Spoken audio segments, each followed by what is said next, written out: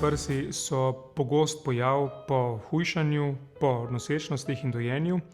Pri tem posegu zmanjšamo, se pravi odstranimo odvečno kožo in odvečno tkivo, dvignemo prsi v lepši in nov položaj in s tem tudi zmanjšamo kolobarje.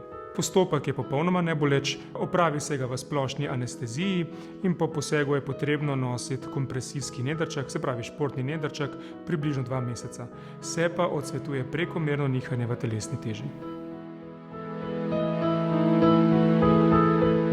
Pri abderoplastiki odstranimo vso odvečno kožo, ki je ostala po porodih in po hujšanju, predvsem v spodnjem delu telesa, kjer so večinoma tudi prisotne strije. Je pa pametno, da pridete na dan posega v spodnjem perilu, tako da lahko vse morebitne brazgotine skrijemo v področje spodnjega perila. Ta poseg, pa ko je potrebno, kombiniramo tudi z liposukcijo, tako da lahko dobimo še lepši končni rezultat. Po posegu je potrebno 4 do 6 tednov nositi kompresijsko oblačilo. To je neke vrste trebušni pas, nekaj tednov pa se tudi odsvetuje prekomerna fizična aktivnost.